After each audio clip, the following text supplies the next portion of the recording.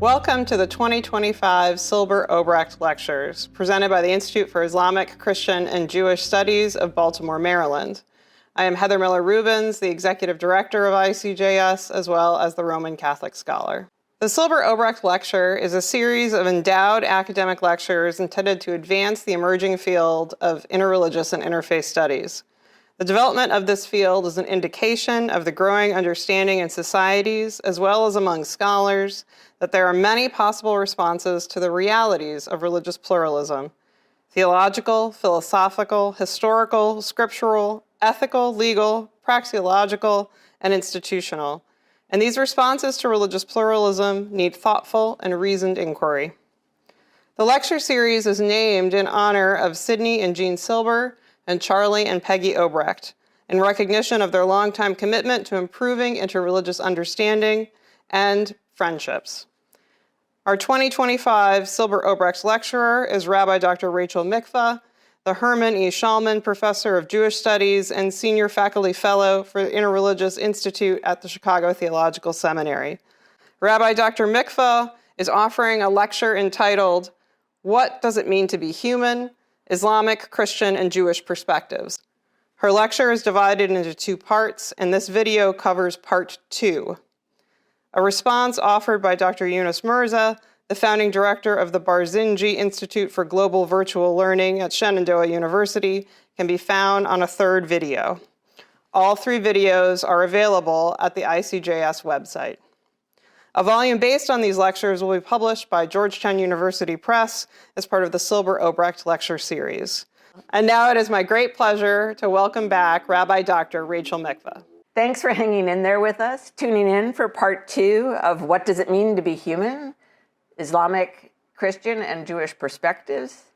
In part 1, I presented my thesis. When we are pressed by technology, science, philosophy, politics, or the simple fact of difference to think about what it means to be human, religious notions that are embedded in our cultural imaginations will surface, and they shape our common life.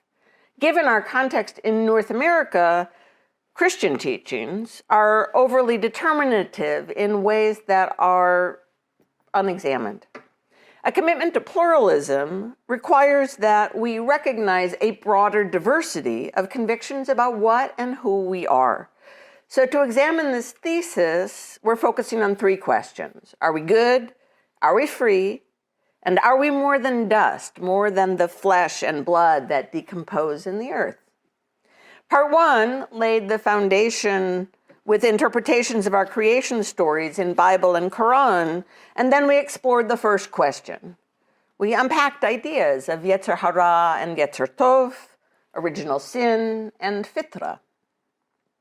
And then we looked at the potential impact of these ideas about human nature on our criminal justice system. So let's take up the third question next, because here I think we have the best evidence of religious conceptions shaping our common life. We'll see the ways that ideas about body and soul impact public policy regarding abortion and public attitudes regarding embodiment, particularly sexuality. And we'll save free will for last. So, according to Genesis, after humans eat from the forbidden tree, God announces that we will labor by the sweat of our brow until we return to the ground. For dust we are, and to dust we will return. But is that all we are? In striving for lives of meaning, humans have long wrestled with our finitude. The author of Ecclesiastes articulates our deepest fears. It's all hevel, it's utter futility. One generation goes, another comes. The eye never has its fill of seeing. The wise person dies just like the fool, and neither is remembered forever. Hevel, futility. Now, we could reason that, on the contrary, leading finite lives in vulnerable bodies, in fact, facilitates lives of meaning. It creates a sense of urgency that fosters our need for relationships, our appreciation of beauty, our drive to create, our quest for purpose. Yeah, but even if you find yourself nodding at this insight, it doesn't resolve most people's existential anxiety. So the traditions of Judaism, Christianity, and Islam address our conundrum by teaching that, yes, we're mortal, but we're more than that. We have teleological significance, playing a key role in God's plan for history. We transcend our finitude in our relationship with the divine, and here's the concept we'll discuss, we are finite bodies with immortal souls. All three traditions talk about life beyond death. Judaism speaks of Olam Haba, the next world. Christianity talks of heaven. Islam teaches about Jannat al-Adn, the everlasting garden. And there's a lot of interreligious debate about who gets into these places, but that's not our concern. While a conception of the soul is integral to these religions' teachings about the afterlife, we're going to focus on the relationship of the soul to the body in this life. We live in a society that frequently treats the body and its desires as morally suspect, leading to feelings of guilt associated with sex and bodily pleasure, sex shaming, fat shaming. Normal bodily functions are embarrassing. Impressed by contemporary efforts to teach body positivity, religious ideas linger. It's easier to change the law than it is to change the culture. So, how did we get here? And again, I apologize that we must simplify complex subjects and ignore the dynamic multiplicity within each tradition, but we can present a basic framework for study. So let's start again with biblical exegesis. There are fundamental differences between Jewish and Christian interpretations, differences that get accentuated by historical polemic. So Genesis 2 states, God formed the human from the dust of the earth and blew into its nostrils the breath of life, nishmat chayim. And the human became a living being, a nefesh chaya. According to the biblical scholar John Levinson, in this understanding, the human being is not an amalgam of a perishable body and an immortal soul, but a psychophysical unity who depends on God for life itself. Now, rabbinic literature talks a great deal about the soul, sometimes as nefesh, sometimes as neshama, but this psychophysical unity remains central. So there's a 4th to 5th century midrash that is illustrative. I hope you'll forgive the ableist language. Rabbi Ishmael offered the parable of a king with an orchard. He placed 2 watchmen to guard it, one lame and the other blind. And at some point, the lame guard said to the blind one, "Ooh, those figs look really good." And so the other fellow said, "Let's go eat them." But of course, the one who could see the figs couldn't walk, and the one who could walk couldn't see them. So how do you get them? The lame guard hopped on the back of the blind one, guiding him where to go, and together they raided the garden. When the king accused them of stealing, they each tried to claim they couldn't have done it.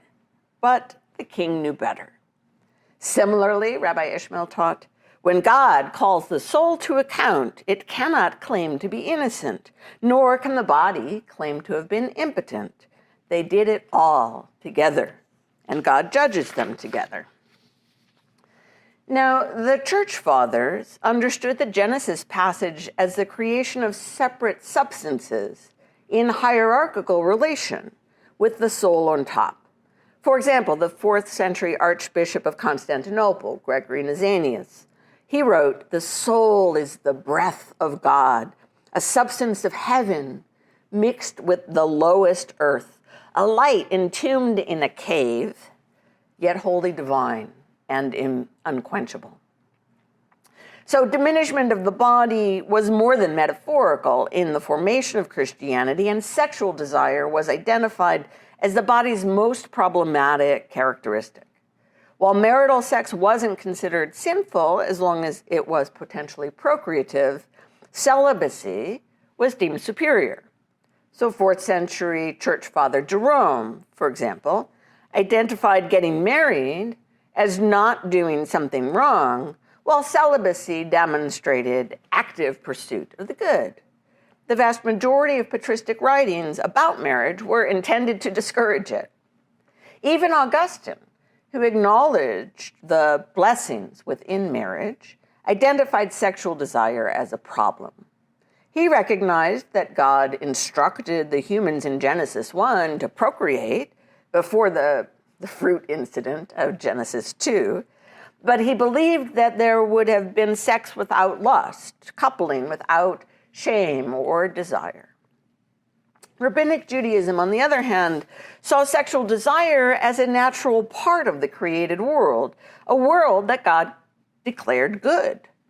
They taught that everyone was expected to marry, have sex, raise children. It's a mitzvah, a commandment. Be fruitful and multiply. And while halakha limits sex to sanctified relationships, it's not only for the sake of procreation. Now, the idea of body and soul as separate substances, substance dualism, was largely influenced by Hellenist philosophy. It could be found among Greek-speaking Jews, too, before the emergence of Christianity, and within medieval Jewish philosophy.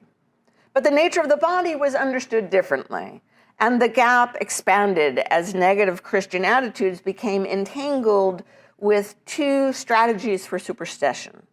Strategies that identified Judaism as the body and Christianity as the superior soul or spirit. So first, New Testament identified the law, which is an inadequate rendering of Torah, which means instruction, but it was identified as a fleshly burden. In Romans, Paul states, "While we were living in the flesh, our sinful passions, aroused by the law, were at work in the members to bear fruit for death. But now we're freed from the law, dead to that which held us captive, so we're not slaves under the old written code, but in the new life of the Spirit." Now, even Jews who read allegorically, like Philo, rejected the idea that letter and spirit were dichotomous. They insisted that the physical performance of the commandments was an essential part of understanding and fulfilling the spirit of the covenant. A second supersessionary strategy involved the church's claim to be the new Israel, a spiritual community that replaced the body, the historical people of Israel. The corporeal is again diminished and dispensable. Now, since the Reformation, a number of Christian theologians have questioned substance dualism, seeing it as counter to biblical testimony or inconsistent with the doctrine of resurrection. But folk theology holds on tightly to this notion of the immortal soul. So, how do these differing ideas of body and soul compare with Islamic interpretation? While the creation of humanity in Quran mentions both a bodily form and the Spirit of God, early texts tend to treat them as an integral whole. Nafs, the Arabic cognate of the Hebrew nephesh, is just a person or a self, as we find in the Bible. Later, as Islamic scholars dug into the Hellenistic philosophical heritage, nafs also came to be equated with the soul. Quranic commentary points to specific verses to tease out three levels. The first describes being driven by desires that can lead toward evil. The second are learning to be self-critical and hold ourselves morally accountable. And the third is aligned with divine instruction. Now, we try to cultivate the elevation of the soul, but note that it is not itself elevated above the body. Ibn Sina, an 11th century philosopher, wrote one of the first Islamic works dedicated to study of the soul, An-Nafs. There he first presented his famous floating man argument. Imagine yourself suspended in air. No sensation, including any sense of your own body. The sense of self that remains, that's our soul, a distinct consciousness that is part of our substance. Yet body and soul are still profoundly linked. Ibn Sina talked about the body as an instrument of the soul, or the soul as captain of the ship. And this kind of soft dualism of body and soul was adopted by the dominant Ash'ari school of medieval Sunni theology. There's also a Shiite hadith that distinguishes the different capacities of body, soul, and spirit. God created his flesh and blood, it says, his bones, hair, and his body from soil and water. This is the beginning of the creation of Adam. Then he put the soul, the nafs, into his body, and by the soul, man can sit and stand, listen and see, learn and know what animals can know. Then God put the ruh, the spirit, into the body, and by the spirit, Adam knows right from wrong, guidance from error, and he learns and manages all of his affairs. Now, we occasionally find privileging the soul in some fashion. Al-Ghazali, for example, says that this subtle, tenuous substance, that's the real essence of the human. And 20th century political theorist Sayyid Qutb identified the physical part of our nature as that which tends toward nizam jahili, an ignorant social order, while the part infused with the Spirit of God tends toward nizam istalmi, a peaceful, wholesome social order. Yet, Islamic attitudes toward the body tend to be positive, including being sex positive within marriage. Ingrid Mattson notes, it is first and foremost through embodied worship that the heart is purified and elevated. The body is not an enemy to the soul, but an ally in the struggle to become an elevated and enlightened person. By performing purification rituals and embodied worship, the Muslim imbues his or her embodied existence with meaning, purpose, and dignity. That's a reflection that could easily be applied to Jewish praxis as well. However, Islam shares with Christianity a deep interest in questions of ensoulment.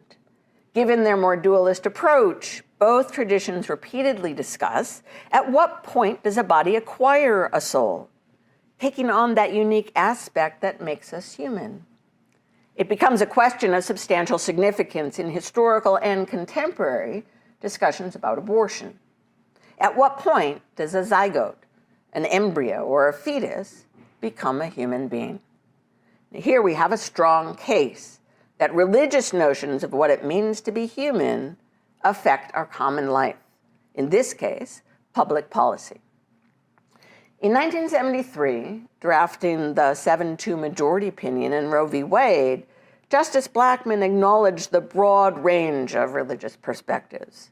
Rejecting Texas's claim that an embryo has human rights from the moment of conception and requires protection by the state, the court declined to speculate on the question of when life begins, since, quote, those trained in the respective disciplines of medicine, philosophy, and theology are unable to arrive at any consensus, end quote. He noted predominant Stoic and Jewish opinions that life begins at birth, and Protestants who organized to advocate that abortion is a matter of conscience for the individual and her family. He reviewed common law limits at quickening, when women can feel the movement in the womb, medical considerations of viability, Aristotelian theories of mediate animation, and varying notions of ensoulment within the Catholic Church. In the 2024 Alabama Supreme Court decision that determined frozen embryos are unborn children, on the other hand, Justice Mitchell wrote for the majority that all participants in the case, quote, agree that an unborn child is a genetically unique human being whose life begins at fertilization and ends at death, end quote.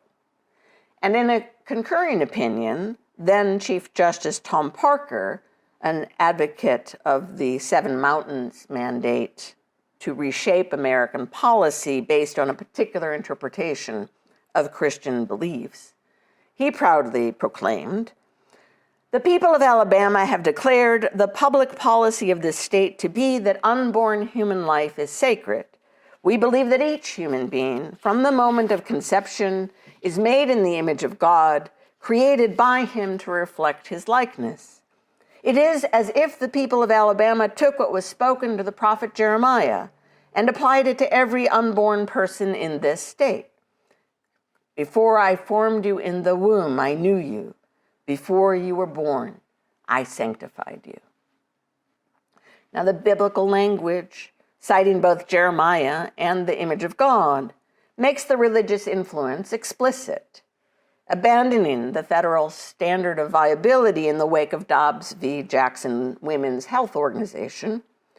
The decision embeds religious ideas about the state of the zygote.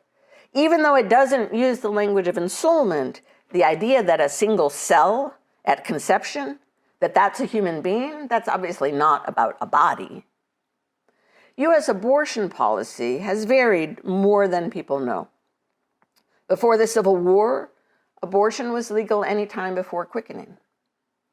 Pressure to change the law came largely from the American Medical Association as they wrested control of birth from women and midwives.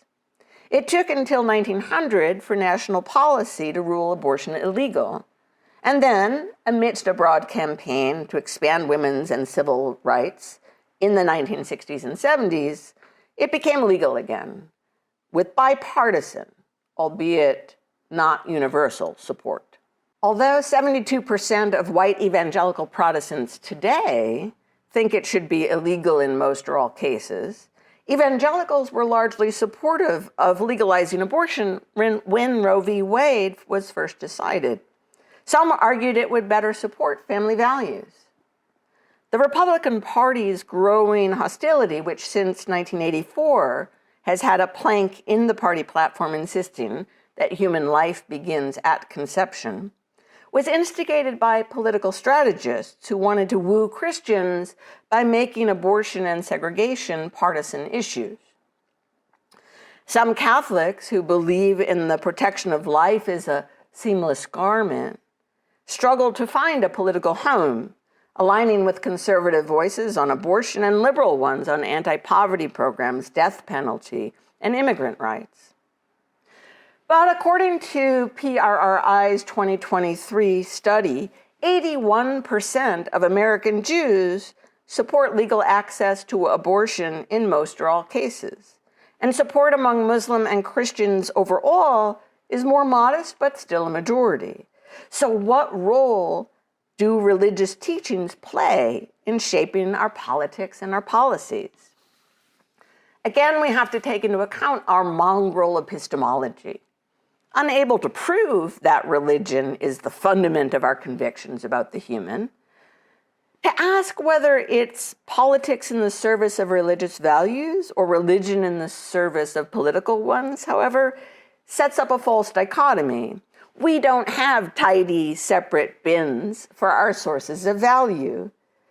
Yet, our differences illuminate ways in which religious ideas about the human are embedded in the abortion debate. To get a clearer view, we need again to trace the historical discussion. One critical difference in Jewish and Christian attitudes traces back to the translation of a single word in Exodus. In the only explicit reference to legal consequences when a pregnancy is terminated, in this case a miscarriage, the text makes a distinction between the status of the fetus and the woman. When men fight, it says, and one of them pushes a pregnant woman and a miscarriage results, but no other damage, no other damage ensues, the one responsible shall be punished when the woman's husband exacts it, paying a fine. But if other damage ensues, the penalty shall be life for life, eye for eye, tooth for tooth. Now, death of the fetus isn't considered murder there, or it couldn't be reconciled with a fine. Even manslaughter would require that the assailant flee to a city of refuge. The familiar trope of life for life applies only if the woman is otherwise harmed.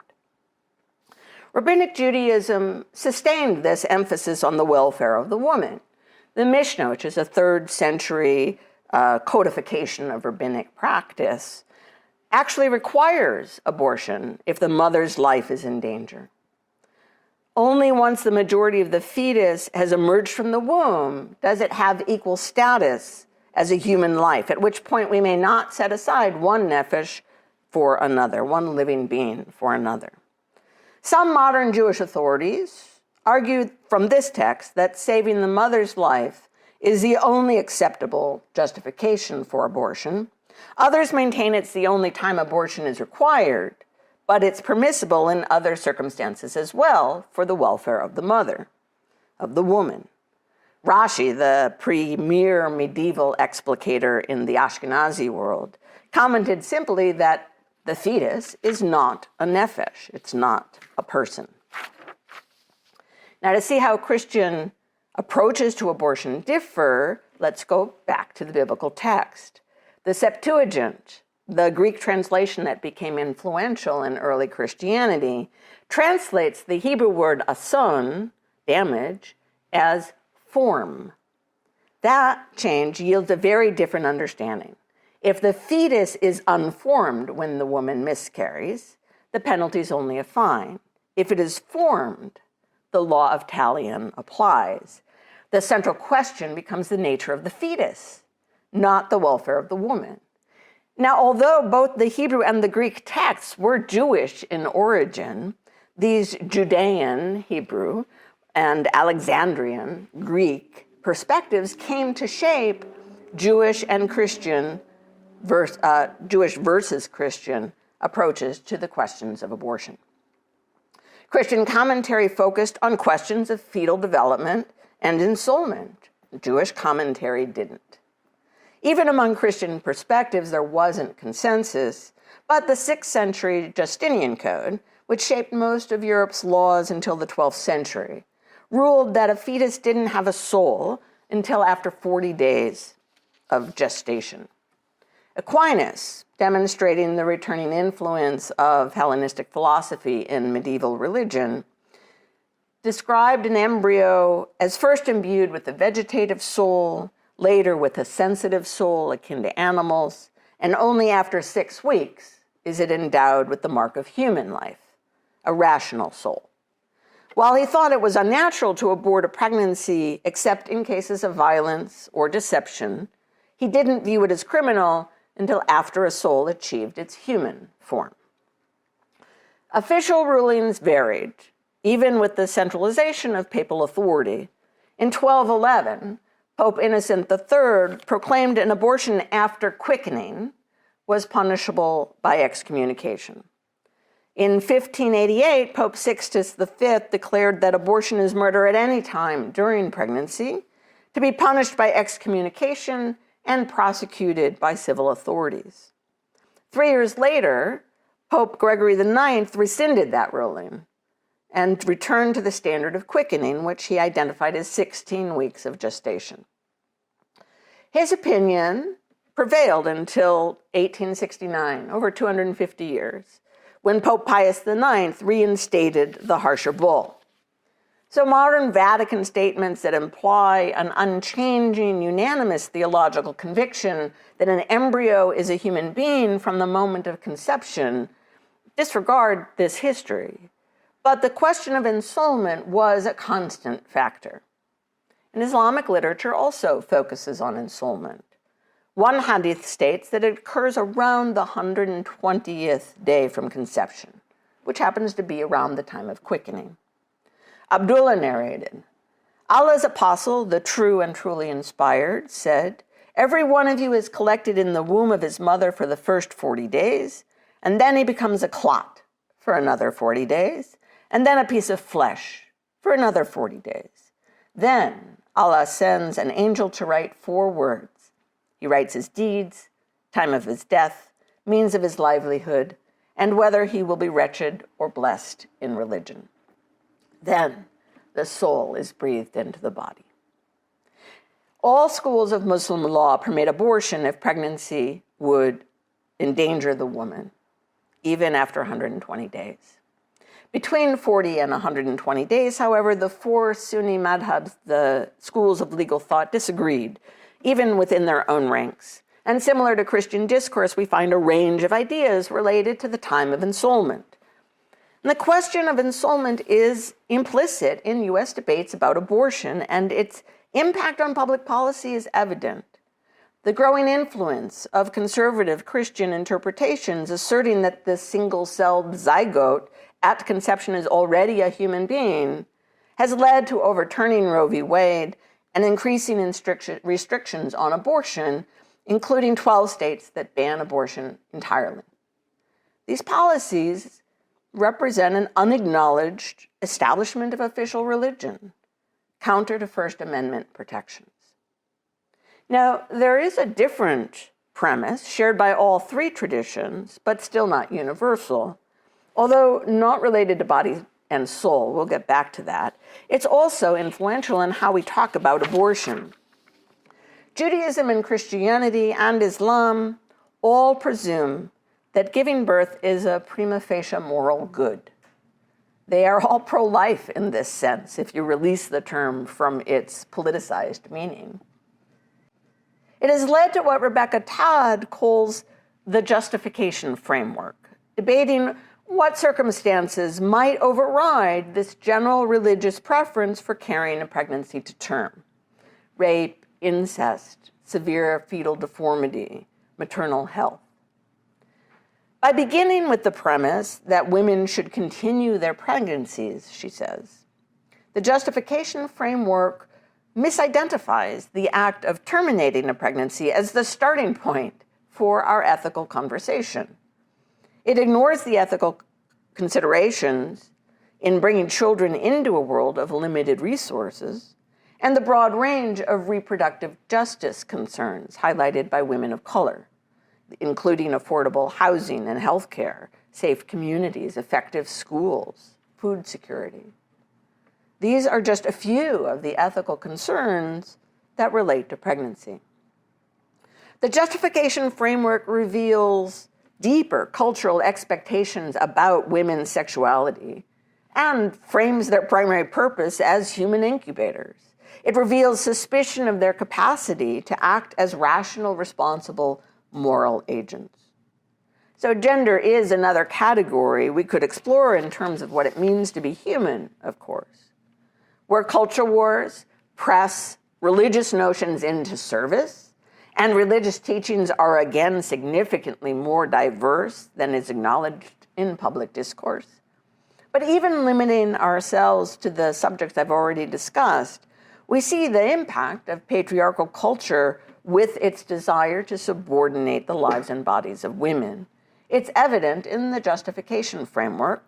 It's evident in the AMA wresting control of birth from women and midwives.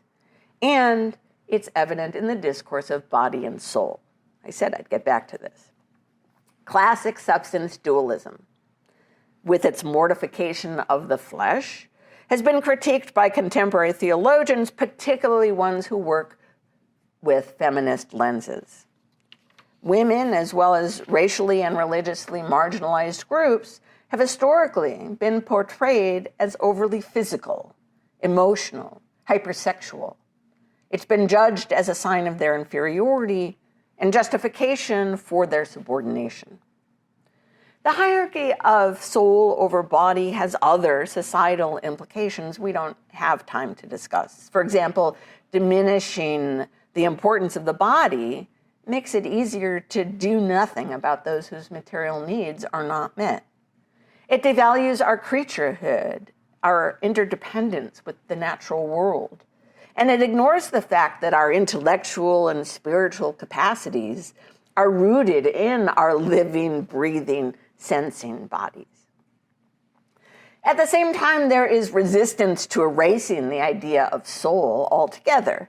Daniel Dennett argues that the notion that we have these immaterial and immortal clumps of God stuff called souls that are the source of meaning has outlived its credibility thanks to the advance of the natural sciences.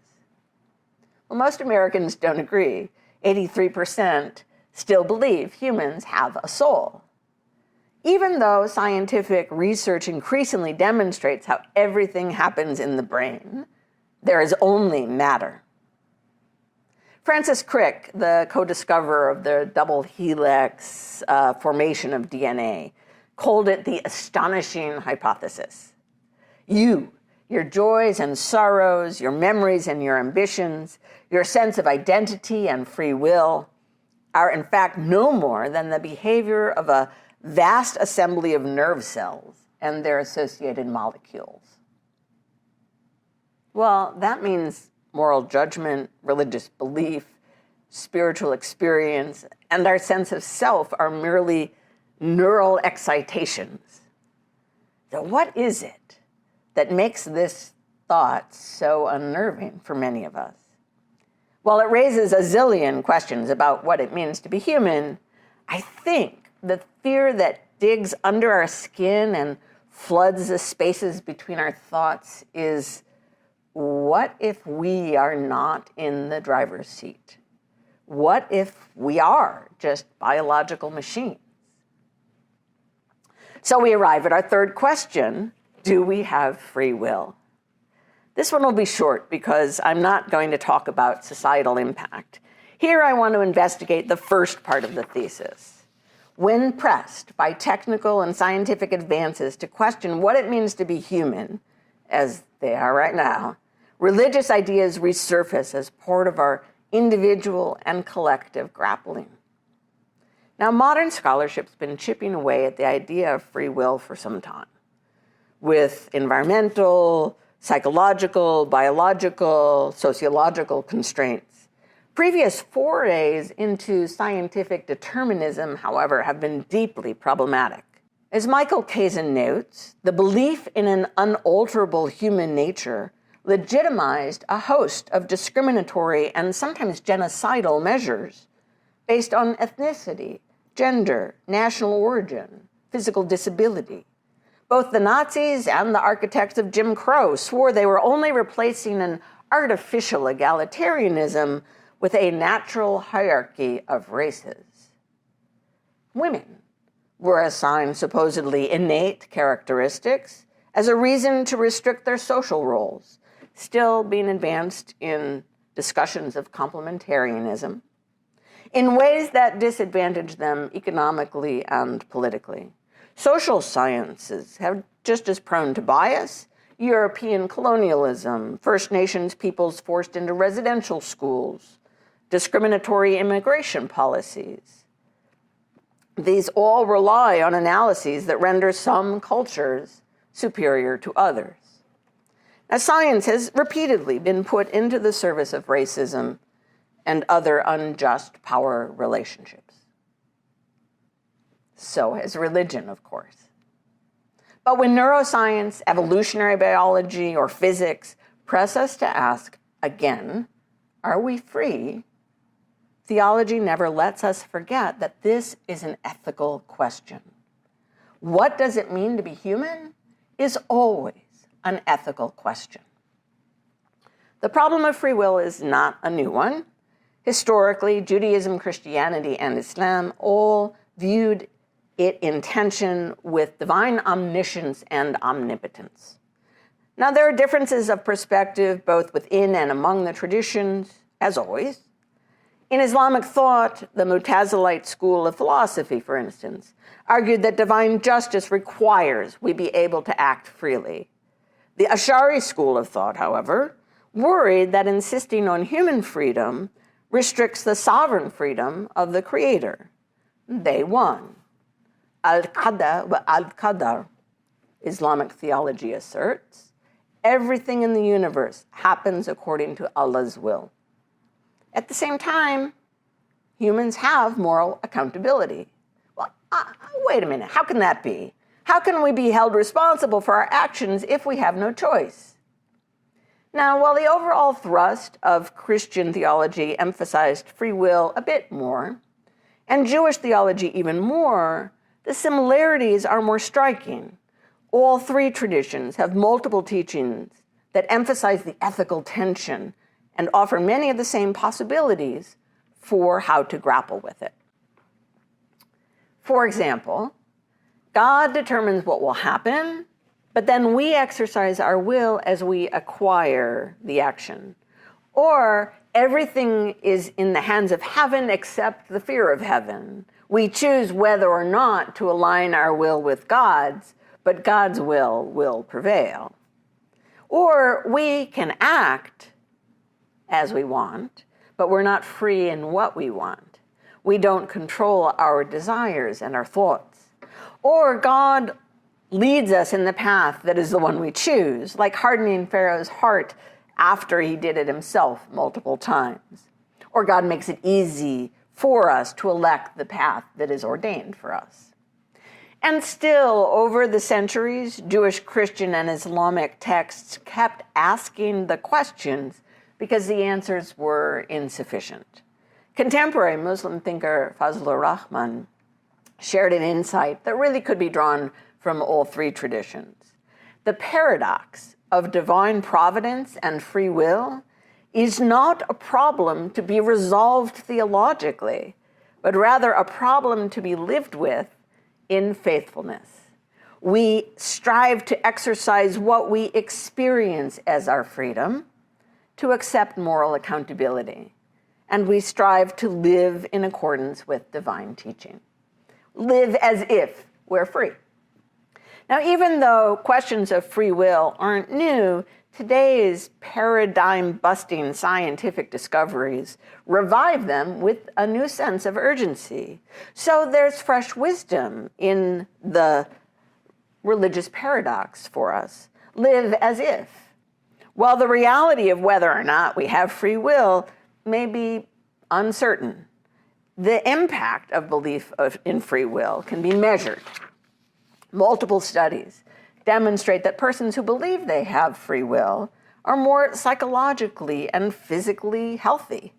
It enhances academic performance, inspires creativity, increases gratitude, elevates job performance. Gerald Winslow argues that our experience of free will undergirds our capacity to love. The idea that people are agents, that they're responsible for their actions, is at the heart of our legal system and religious notions of reward and punishment. It's central to our self-understanding. Now, there are times that humans like to imagine we don't have free will, so we can engage in bad behavior and not feel responsible. You know, the devil made me do it. I've spoken with folks who believe we don't need to do anything about the climate crisis or poverty, because that's up to God. Other folks like to blame their genes for what they do. Ann Forrest tells a story about voles. They have a genetic code that makes some monogamous and others polygamous. And in the room where she first heard a lecture on this fact, the first question was from a man in the audience who wanted to know if his own sexual behavior was genetically determined. And the answer, sure, if you're a vole. The as-if equation doesn't let us forfeit moral responsibility. Another religious idea, resurfacing, is a distinction between free action and free will. Long before neuroscience, genetics, particle physics, or cultural anthropology raised the question, religious traditions intuited that our experience of free will isn't a straightforward matter. Over 80% of Americans say they believe they have free will, but we just assume it because we know we make decisions all the time. We make choices. We don't stop to ask ourselves whether the choice itself is free or not. Teachings within Judaism, Christianity, and Islam convey that we can direct our lives in meaningful ways, but we don't necessarily control them. Acknowledging this limitation can be healthy. For many theists, of course, yielding control of our lives to God may feel different than acknowledging the impersonal hand of physics, sociology, biology. We worry about dehumanization in a mechanistic, materialist world. Many scientists and philosophers propose a less absolute equation than Crick's astonishing hypothesis. They highlight gaps or counterfacts in the scientific evidence and talk about non-reductive materialism or compatibilism. In some ways, these concepts, they echo the direction but not control dialectic of religious thought. They guard against the corrosiveness of a purely material conception of the human. And they embrace scientific learning without scientism, the thesis that science is the only path to truth. As I asserted in the first lecture, what am I and who am I are not abstract queries. They inevitably lead us to ask, how ought I behave in the world? And how ought I treat other human beings? And who is human? Beyond that, what about non-human animals? What's our place in creation? How do we embody the religious concepts that we are both dust and the spirit or image of God? Can we strengthen a commitment to human dignity, but reject the notion of human exceptionalism that drives our earth-destroying extractive economies? What constitutes personhood? What fundamental rights does that entail? And if we succeed in creating AI with human-like consciousness and self-consciousness, what about their personhood and their rights?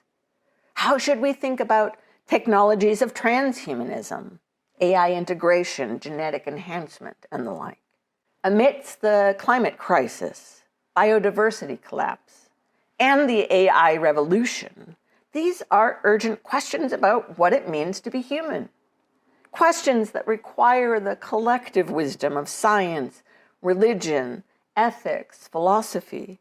Every new challenge provides an opportunity to refine our understanding. Now, I promised I would leave you with more questions than answers, so I could end here. But we've been talking about more than differing theological anthropologies. We've been talking about how we navigate these differences in our common life. It turns out that the three questions we discussed provide a useful spectrum for analysis. Are we good? Surfaced the possibility of subconscious shaping of policy, in this case, the culture of punishment. Are we more than dust? Led us to consider religious ideas imposed as law and inscribed as social norms in our discussions of abortion and sexuality, purposefully, if not always explicitly. Are we free? Sketched a fruitful dialogue in which religious ideas enrich the public conversation. This is the mode that feels most familiar, most comfortable, but we can't ignore the others in framing our guideposts for religion in the public square. So here are a few. First, religious values must be made visible. Digging into exegesis is a valuable tool for this work. It reveals how sacred texts and their interpretations are influential, even for people who don't read them. Scholars have identified a host of religious concepts that have been transferred into non-religious spaces of thought and practice. Karl Loth, for example, argued that our passion for progress is a secularized version of Christian eschatology. Lynn White Jr. famously blamed religion for environmental destruction, claiming it still governs our thinking about the relationship of humanity to nature. Terence Keel argues that modern scientific theories of race are an extension of Christian intellectual history, palpable in the claims of universality and authority that shape scientific thinking overall. Now, whether or not you embrace these claims or see the religious ideas as themselves shaped by something innate about humans, the ways in which our ancestors understood their world shapes our present one. We have inherited profound questions, questions that don't go away. As their heirs, even as we seek different answers, we're obliged to know again what was taught before. Comparative exegesis, that also surfaces alternative, religious, spiritual, scientific, and ethical perspectives about who we are as human beings and how we ought to fashion our collective life, highlighting the range of possibilities before us. We learn through difference, both about each other and about ourselves. Second, the influence of religious ideas in public life must always be pluralistic. This is obvious. Yet, Christian hegemony abides. Calendars and court rulings, language and legislation, art and activism all demonstrate the extent to which Christianity is woven into the fabric of American culture. Uncovering the religious dimensions of our discourse and policies ensures that Christian perspectives aren't mistaken for universal ones. Religious pluralism stands over against religious hostility and also over against disregard for differences that matter. But there's more. The Establishment Clause of the First Amendment that prohibits the U.S. government from instituting an official religion can't succeed only through separation of religion and state, because you can't disestablish culture. So we have to expand our cultural imaginations. The free exercise clause is just as challenging, which brings us to our third guidepost. We must acknowledge our mongrel epistemology to defend the space of difference. Privileging the free exercise of religion, unfortunately, gets the government involved in what qualifies as religion, for exemption from taxation, accommodation in prisons, military chaplaincy, water rights, and a host of other concerns. This has repeatedly disadvantaged indigenous peoples, new religious movements, humanists, and others whose traditions don't fit into the world religions paradigm. We also struggle to balance individual liberties with institutional ones. Why do the religious convictions of a company, for example, matter more than those of its employees when it comes to contraceptive coverage and health insurance? Or does official religion matter more than a person's lived embodiment of their faith? And as the diversities of spiritual life stances multiply, including the rapidly growing number of nuns, we see it's not enough just to include other religions in free exercise. Admission that all of our recognized religions bundle political, spiritual, material, and other aspects of our lives should broaden the space for difference. Consider a recent lawsuit in Indiana, where I now live. It challenged the statewide abortion ban. Because of the unconstitutional establishment of conservative Christian ideas about the beginning of human life is not acknowledged, the plaintiffs relied on the Religious Freedom Restoration Act, RFRA. This has certain disadvantages. Religious freedom claims generally require that plaintiffs demonstrate that the law is preventing them from a mandated religious action. My faith says I must do X. It also means that they're expected to demonstrate their religious bona fides. All the non-theistic plaintiff in this case could offer was her moral conviction of human dignity and a sense of universal consciousness. And the Muslim and Jewish plaintiffs, they talked about their religious education, observing religious holidays, dietary restrictions, and such. They made claims about when human life begins according to their spiritual life stance. But this is tricky territory for non-Orthodox practitioners. An amicus brief filed by the Becket Fund for Religious Liberty argued, quote, "There is powerful evidence that plaintiffs' beliefs are not sincere." Let me repeat that. There is powerful evidence, they said, that plaintiffs' beliefs are not sincere. Now, while acknowledging that sincerity doesn't necessarily require strict doctrinal adherence to standards created by an organized religious hierarchy, the Becket Fund claimed that plaintiffs were using religious freedom as a, quote, cloak for their non-religious objections, end quote, to the abortion ban. David Schraub warns that the assumed merger of conservatism and religiosity makes liberal religious liberty claims inherently suspect. Yet conservative religious claims are no more purified of political or secular influences. Here we see that recognition of our mongrel epistemology is not a limitation, but a safeguard. It provides a strategy to protect religious liberty for all. The way we all understand and embody our spiritual life stance is shaped by the totality of who we are. There is a place for religious ideas in the public square. Some people believe that the Establishment Clause has made the public arena an anti-religious space, compromising their free exercise. They argue that religious expression has been pushed to the margins as a sort of cultural red light district, along with other unfortunate frailties and vices to which we are liable. Yet American democracy creates broad space for spirituality to flourish. Keeping religion out of state affairs and government control out of religion fosters the vitality of religious life. It still allows people to vote for religious reasons and officials to act for religious reasons. At the same time, it protects minority beliefs from the tyranny or simple ignorance of the majority and allows freedom from religion as well. I deeply appreciate Daniel Heuver-Léger's definition of secularism.